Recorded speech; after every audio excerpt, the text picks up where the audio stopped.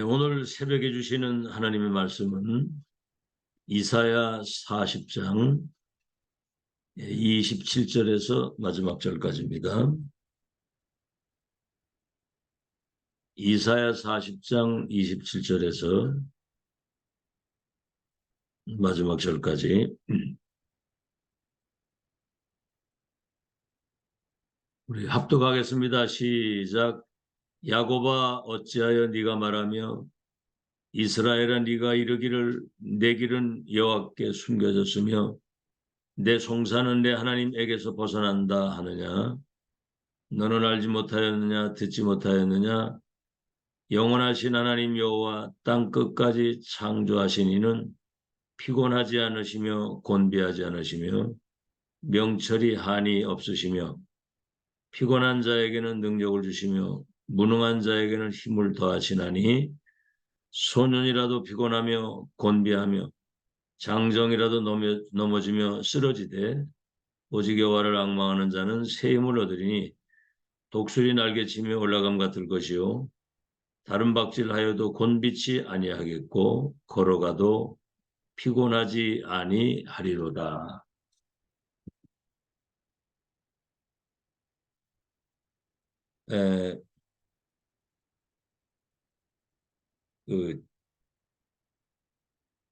오늘 이제 전하는 그 메시지는 지난번에 한번 했던 내용인데 이번에 다시 한번 리더 수련회를 앞두고 있어가지고 한 번 더 나온 것 같습니다. 1, 2, 3강은 렘넌트의 현 주소입니다. 현 주소. 예수님이 가르쳐 주신 그 기도. 갈보리산 언약을 붙잡고 감람산 하나님 나라와 그 일, 이제 보좌에 대한 미션이죠. 그리고 성령 충만을 기도하라. 그래서 138이 나의 24가 돼서 기도하는 것이죠. 근데 거기에 393 기도가 포함이 되어 있는 겁니다. 성삼위 하나님, 보좌의 축복 9가지, 3시대 살리는 이 기도의 리듬을 타는. 그럼 이제 3가지 응답이 오죠. 내 자신이 보좌화가 되는 겁니다. 내가 보좌화. 이 땅에 살지만 보좌의 축복을 누리고 사는, 그리고 내가 가는 그 현장이 보좌화 되는 겁니다. 가정에 하나님의 나라가 임하고 직장의 산업에. 이 사람은 세계를 보좌화시킬 수 있는 거예요. 노예로 가고 감옥을 가고 왕을 만났는데 결국은 세계를 보좌화시킬 수 있도록.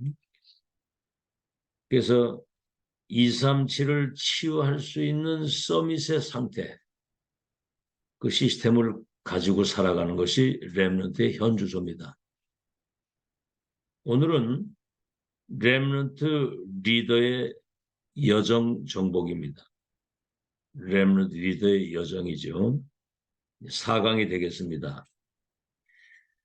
이스라엘은 세계 선교의 언약을 하나님이 주셨는데 이 복음을 전하지 않으니까 7번이나 재앙을 당했죠. 애굽의 노예, 블레셋의 아수르, 아람, 바벨론, 노마의 속국이 되기도 하고 저 유랑민으로 흩어지기도 했는데 이때 0.1% 그 복음 가진 그 중요한 렘넌트들이 세계 복음화의 역사를 이루셨거든요. 그래서 이 사람을 누구라고 하느냐면 남은 자라고 하는 겁니다. 남은 자 렘넌트. 전무후무한 존재예요. 렘넌트는. 요셉과 모세를 애굽이 이길 수가 없습니다.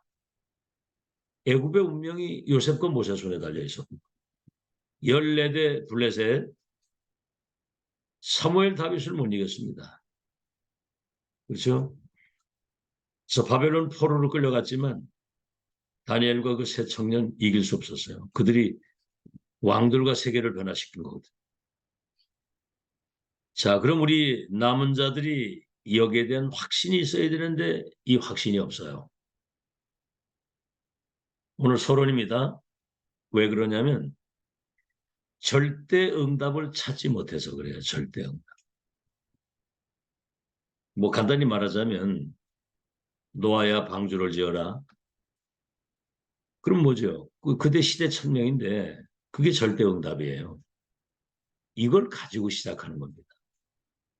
그 사람은 뭐 어떤 것도 영향받지 않아요. 왜냐하면 첫째, 절대 주권이 내게 되기 때문에 나의 것이 되기 때문에 절대 주권. 하나님의 절대 주권을 300% 믿는 거거든요. 그러면 하나님의 절대 계획이 확실하게 보이잖아요. 그러면 세 번째 절대 언약이 확정이 딱 되는 겁니다. 아, 이 언약 붙잡으면 되는 거군. 네 번째는 뭐죠? 그러면 하나님의 절대 여정과 목표가 보여지게 되면 확인, 확정, 올인하게 되는 거예요. 이 사람을 남은 자라고 하는 겁니다. 남은 자. 다시 말하면 출애굽한 백성은 가나안 땅 들어가게 돼 있거든요. 그 누구도 막을 수 없는 절대 주권을 가진 하나님의 절대 계획이 절대 언약이에요. 그 여정과 목표를 미리 본 사람들이야, 이 사람들. 갈렙과 여호수아 같은 사람은 모세와 함께 그걸 봤기 때문에 어떤 환경 속에도 심지어는 정탐꾼 갔다 왔을 때도 이 사람들은 그 땅은 젖과 꿀이 흐르는 땅이고 그 땅은 우리에게 주신 땅이다 이렇게 되잖아요. 하늘과 땅 차이입니다. 자, 그럼 오늘 본론입니다. 4강 본론의 첫째, 남은 자에게 주신 약속입니다. 남은 자에 주신 약속 첫 번째가 이사야서 1장 9절에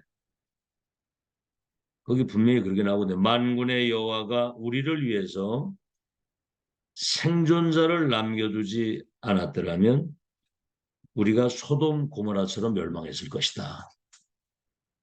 남은 자 때문에 세계 운명이 바뀌는 거거든요. 두 번째, 이사야 2장 5절에는 여호와의 족속이요 우리가 여호와의 빛을 행하자 그랬거든요. 빛을. 남은 자는 여호와의 빛을 행하는 사람들이고 세 번째는 이사야 6장 13절에는 암나무 상수리 나무가 뱀을 당해도 구루터기는 남아있는데 그들이 이 땅에 생명의 언약을 이어갈 생명의 씨라고 그랬거든요. 씨. 남은 자. 네 번째는 이사야 7장 14절 보라 처녀가 잉태하여 아들을 낳으리니 이름을 임마누엘이라고 하리라. 이를 번역한즉 하나님이 우리와 함께 하신다. 어딜 가든 하나님이 나와 함께 우리와 함께 축복을 누리는 그 사람이 남은 자이거든요. 다섯 번째는 뭐지요? 이 답을 가지고 이런 영적 시스템을 가지고 있으니까 어느 나라 어떤 현장을 가든지 각 나라 어느 현장을 가든지 이 남은 자를 통해서 세계를 변화시키는 역사를 이룬 겁니다. 이 남은 자의 약속입니다. 제가 그런 얘기를 하죠. 여러분 남은 자 중에 남은 자다. 이런 축복이 있고요. 두 번째, 남은 자가 잡을 것이 있습니다. 잡을 것. 첫째, 이사야 40장 6절 8절 지붕 위에 올라가서 저 산 꼭대기에 올라가서 외치라는 거예요. 왜 지붕 위에 산 꼭대기에 왜 올라가느냐? 많은 사람이 들을 수 있도록. 무엇을 외치까 그랬더니 풀은 마르고 꽃은 떨어져도 여호와의 말씀은 영영이 설이라고 해라. 없어져도 하나님 말씀은 1.1획도 안 떨어지고 성취되는 말씀이고 그 말씀은 살아있고 운동력 있는 말씀이라 우리를 치유하는 말씀이고 절대 불가능을 가능케 하는 창조의 능력이 있잖아요. 두 번째, 이사야 40장 10절에서 20절에는 장인의 손으로 만든 그 나무 조각 뭐 거기다 금칠을 하고 뭐 은칠을 하고 그거는 사람이 만든 우상이라는 거죠. 하늘을 보고 땅을 보고 어디를 봐도 창조주 하나님의 그 위대하신 능력이 여기 나타나 있는데 어떻게 손으로 만든 그 조각품이 그게 신이 될 수 있겠냐 이 말이지. 그러니까 우상 눈에 보이고 만지고 뭔가 이렇게 시공간의 구애를 받는 것은 그건 우상이거든요. 우상 숭배하면 3, 4대가 망한다고 그랬잖아요. 세 번째, 이사야 40장 27절 오늘 31절 읽었죠. 전도자, 이 언약의 말씀, 복음의 말씀, 천명의 말씀을 전달할 남은 자는 달려가도 걸어가도 곤비치 않고 피곤치 않겠다고 그랬어요. 여호와를 앙망하는 자에게 새 힘을 주시기 때문에 독수리 날개치며 올라감 같은 인생이 될 거예요. 독수리 같은 인생. 여러분 독수리는 저 높은 절벽에 집을 짓잖아요. 새끼를 낳으면 이렇게 집어가지고 절벽에서 던져요 그냥. 그럼 절벽에서 떨어질 거 아닙니까? 그러면 이제 살기 위해서 막 날 거 아니에요? 내려가서 이제 다시 이렇게 잡아가지고 또 높은 데서 다시 떨어뜨리는 거예요. 그러니까 스스로 혼자 날 수 있을 때까지. 독수리 훈련입니다. 그게. 우리가 이 어마어마한 남은 자는 절대 주권 가진 하나님의 언약 가지고 어떤 나라, 어떤 현장, 어떤 상황에서도 독수리 같은 인생을 살 수 있는 영적인 파워를 가지고 살아야 됩니다. 세 번째, 남은 자의 신분입니다. 남은 자는 언약의 바톤을 이어갈 사람이거든요. 복음을 회복할 사람이고, 그죠? 사도행전 29장 8번째 렘넌트의 바톤을 이어가면서 복음을 회복할 사람. 남는 자, 정말 복음 가지고 언약 전달할 사람은 하나님의 능력을 가지고 사는 능력 회복. 남을 자, 이 사람은 복음의 문화를 시대의 흐름을 바꾸는 복음 문화를 회복할 사람이고 남길 자는 차세대, 다음 차세대를 후대를 남기고 가는 것. 한마디로 말하면 나와 현장과 세계를 보좌화시킬 수 있는 이 사람이 남은 사람. 결론 어떤 작품을 남겼나 이 사람들이. 하나님의 절대 계획과 그 언약을 자기에게 편집, 설계, 디자인 만나는 사람에게도 그렇죠. 이 1000명이 세팅돼야 되거든요. 편집, 설계, 디자인 돼서 미래를 미리 보고 가는 사람. 많이 들었죠. 미리 본 자, 가진 자, 누리는 자, 정복 성취. 미래를 미리 보고 미리 정복하고 가는 거예요. 그렇죠. 11별과 해와들이 내게 절하게 된다. 막을 자가 없습니다. 이길 자가 없어. 이 언약 잡고 있으면. 자, 이제 5강입니다. 이 이스라엘이 또 무너진 거예요. 주호 70년 디도 장군이 쳐들어와 가지고 예루살렘 성전 완전히 파괴시키고요. 그죠? 로마가 그때 전 세계를 장악하고 있을 때 이 뭐죠? 로마의 속국이 돼가지고 전 세계 흩은 거거든요. 여기에 이제 0.1% 복음 가진 사람들이 세계화를 시킨 겁니다. 이들을 순례자라고 하는 거예요. 순례자. 아시겠죠? 다시 말하면 1000명을 전 세계에 전달해서 개인화 교회와 현장화 보좌화시킬 사람. 서론입니다. 순례자로서 우리가 주의할 것. 첫째는 어떤 상황에도 속지를 마라. 잠시 지나가는 거죠.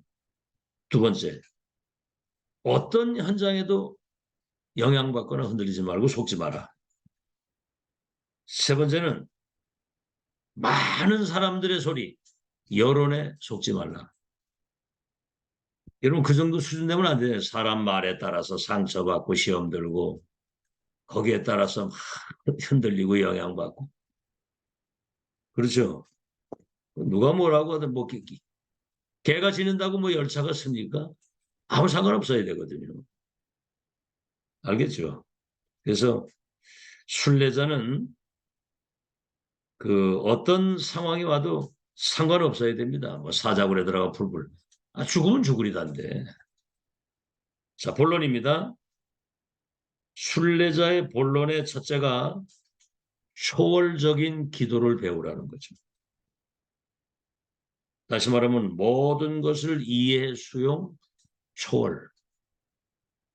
어느 정도냐면 그걸 활용할 수 있는 정도가 돼야 돼요. 그런 기도의 비밀을 가지고 있어야 됩니다. 여러분, 순례자는 많은 어려움과 고난과 많은 시험과 핍박이 있잖아요, 가는 길에. 근데 그걸 막 힘들게 간 게 아니라 행복을 누리면서 간 겁니다. 다시 말하면 나와 우주와 보좌가 원내스돼서 가는 거예요. 하나님이 나와 함께하는 축복. 이제 호흡 기도가 이때 그래서 나온 겁니다. 순례길을 가야 되는데 고난과 많은 장애와 핍박과 시험이 남아 있잖아요. 근데 나와 우주와 보좌에 계신 주님과 함께 호흡과 기도가 병행돼서 그래서 건강을 잃지 않고 끝까지 이 복음 운동을 끝까지 할 수 있는 두 번째입니다.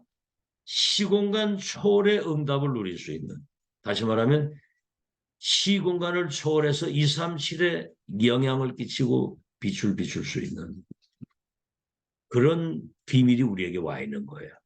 첫 번째, 이사야 41장 8절로 10절에는 거기 그렇게 말했습니다. 나의 종, 나의 택한 야곱아, 나의 벗, 나의 벗이라고 그랬어요. 나의 벗, 나의 벗 아브람 자손아, 내가 너를 저 땅 끝에서부터 너를 택하여 불렀다. 다시 말하면 지명해서 우리를 불렀다는 거죠. 이 시대에 천명, 소명, 사명을 이루기 위해서 우리를 지명해서 부르신 겁니다. 70억 가운데 우리를 구별해서 불렀다니까요. 두 번째, 이사야 41장 10절에는 그렇기 때문에 어떤 상황을 만나도 두려워하지 마라. 놀라지 마라. 낙심하지 마라. 네 마음을 굳세게 하라. 내가 너를 도와주리라. 나의 그 의로운 능력의 오른팔로 너를 붙들리라. 그랬거든요.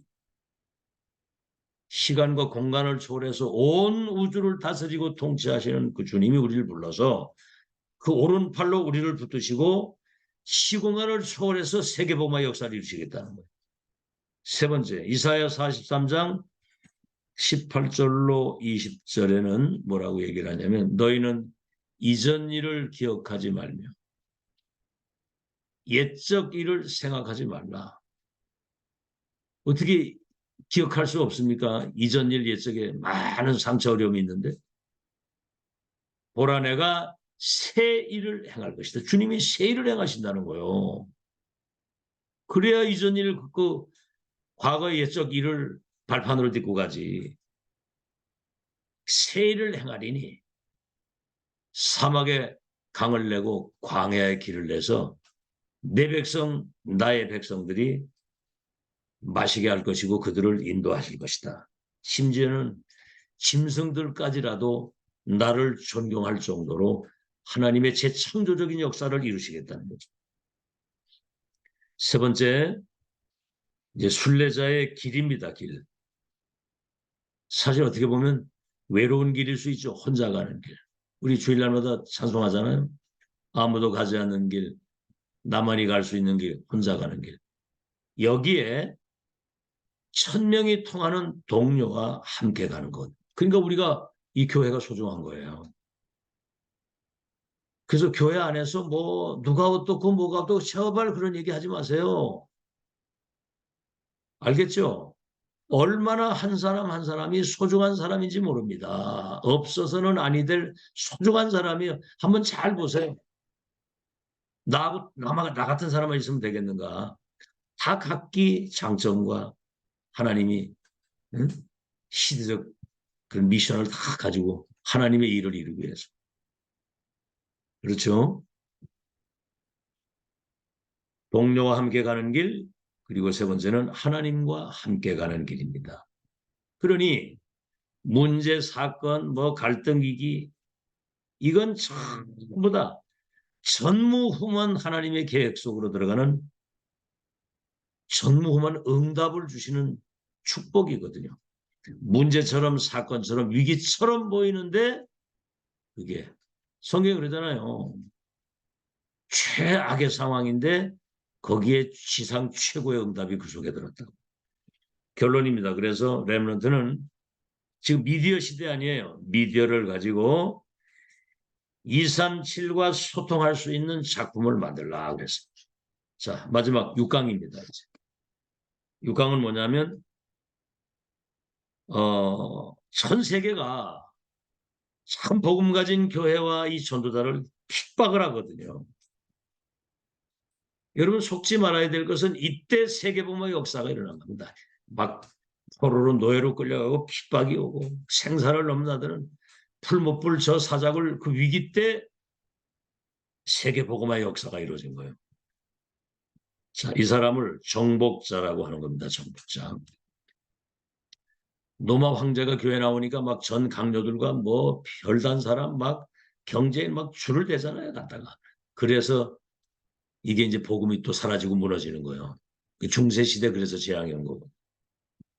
핍받고 어려움이 올 때 그때가 응답의 시간입니다.